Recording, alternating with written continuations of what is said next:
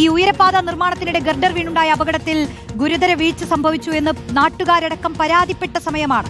കരാർ കമ്പനിയായ അശോക ബിൽഡ്കോൺ ലിമിറ്റഡിനെതിരെ കർശന നടപടിക്ക് ഒരുങ്ങുകയാണ് ദേശീയപാത അതോറിറ്റി. പ്രൊജക്ട് മാനേജറിൽ നിന്നും ദേശീയപാത അതോറിറ്റി വിശദമായ റിപ്പോർട്ട് തേടും. വിഷയത്തിൽ പൊതുമരാമത്ത് മന്ത്രിയും റിപ്പോർട്ട് തേടിയിട്ടുണ്ട്. ദേശീയപാത നിർമ്മാണം പരിപൂർണമായി നാഷണൽ ഹൈവേ അതോറിറ്റി ഓഫ് ഇന്ത്യയാണ്. ദേശീയപാത നിർമ്മാണവുമായി ബന്ധപ്പെട്ട വിഷയങ്ങൾ അതാത് ഘട്ടത്തിൽ സ്റ്റേറ്റ് ഗവൺമെൻറ് ശ്രദ്ധയിൽപ്പെടുത്താറുണ്ട്. വളരെ ഗൗരവമേറിയ പ്രശ്നമാണ് ഇന്ന് ആലപ്പുഴ തുറവൂരുണ്ടായത്. നേരത്തെ ബഹുമാന്യനായ മന്ത്രി ശ്രീ നിതിൻ ഗഡ്കരിയുമായി ചർച്ച ചെയ്യുന്ന സമയത്ത് ആ ഘട്ടത്തിൽ തന്നെ ഈ നിർമ്മാണവുമായി ബന്ധപ്പെട്ട കാര്യങ്ങൾ അതാത് സമയത്ത് അറിയിക്കാറുണ്ട്. ഇത് സംഭവിച്ച ഉടനെ തന്നെ സംസ്ഥാന government national highway authority of ഇന്ത്യയുടെ ശ്രദ്ധയിൽപ്പെടുത്തി അടിയന്തരമായി ഇടപെടണമെന്ന് പറഞ്ഞിട്ടുണ്ട്.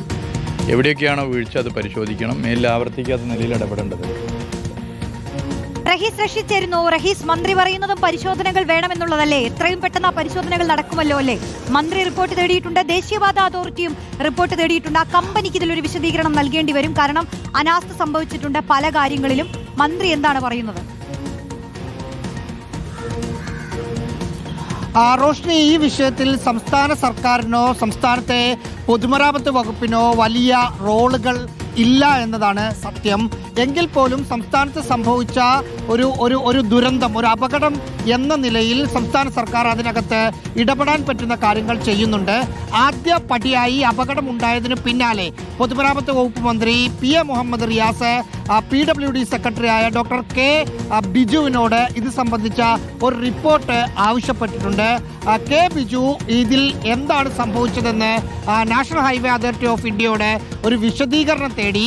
ആ വിശദീകരണത്തിൻ്റെ അടിസ്ഥാനത്തിലാണ് NHAI അവിടുത്തെ പ്രോജക്റ്റ് കമ്പനിയുടെ മാനേജറോട് വിശദീകരണം ചോദിച്ചത് എന്ന് മനസ്സിലാക്കുന്നു. ആ ദേശീയപാത അതോറിറ്റിയുടെ വിശദീകരണം കിട്ടിയതിനു ശേഷം പൊതുമരാമത്ത് വകുപ്പ് സെക്രട്ടറി മന്ത്രിക്ക് റിപ്പോർട്ട് നൽകുകയാണ് ചെയ്യുക.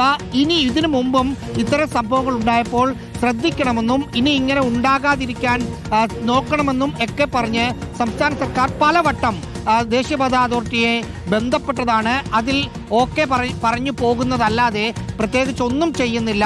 ഇതിനകത്ത് സംസ്ഥാനത്തിന് പ്രത്യേകിച്ച് ഒന്നും ചെയ്യാൻ കഴിയുകയില്ല. നിയമപരമായ സാങ്കേതികപരമായ കുറെ പ്രശ്നങ്ങൾ ഉണ്ട് എന്നതാണ് യാഥാർത്ഥ്യം. യെസ്, എന്തായാലും മന്ത്രി റിപ്പോർട്ട് തേടിയിട്ടുണ്ട്, ദേശീയപാത അതോറിറ്റിയും റിപ്പോർട്ട് തേടിയിട്ടുണ്ട്. അതിലൊരു വിശദീകരണമാണ് കാത്തിരിക്കുന്നത്. പരിശോധനകളും വളരെ വേഗത്തിൽ തന്നെ നടക്കേണ്ടതുമാണ്.